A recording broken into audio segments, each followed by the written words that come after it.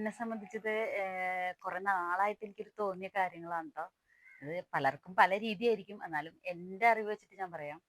ഇപ്പൊ ആൺകുട്ടികൾ എപ്പോഴും അച്ഛന്മാരോടിലും കൂടുതൽ അമ്മമാരോടായിരിക്കും അടുപ്പം. എപ്പോഴും അമ്മമാരുടെ അടുത്തായിരിക്കും കൂടുതൽ കാര്യങ്ങളൊക്കെ സംസാരിക്കുന്നത്, എടുക്കുന്നത്. അതുപോലെ തന്നെ പെൺകുട്ടികളാണെങ്കിലും അച്ഛന്മാരുടെ അടുത്തായിരിക്കും കൂടുതൽ സ്നേഹവും ഇതുമെല്ലാം കാണിക്കുന്നത്.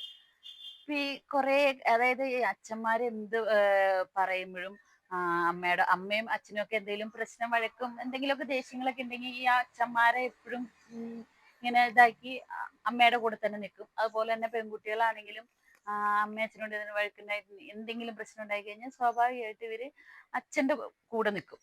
ഇത് കഴിഞ്ഞ് ഇവര് രണ്ടു കൂട്ടരും ഈ അച്ഛനും അമ്മേനെയും മനസ്സിലാക്കുന്ന ഒരു കാലം വരും. എങ്ങനെയാണെന്നറിയോ? ഇവര് വലുതായി കല്യാണമൊക്കെ കഴിച്ച് പെൺകുട്ടികള് വേറൊരു വീട്ടിലേക്ക് പോകുമ്പോഴാണ് അമ്മയുടെ വില കൂടുതൽ മനസ്സിലാക്കും. അതുപോലെ തന്നെ ഈ അച്ഛന്റെ വില കൂടുതൽ മനസ്സിലാക്കുന്നത് അവനൊരു കല്യാണമൊക്കെ കഴിച്ച് കുടുംബമായിട്ടൊക്കെ ജീവിക്കുമ്പോഴായിരിക്കും മനസ്സിലാക്കുന്നത്. ഇങ്ങനെ അനുഭവം ഉള്ളവരൊക്കെ ഉണ്ടാവും. ശരിയല്ലേ?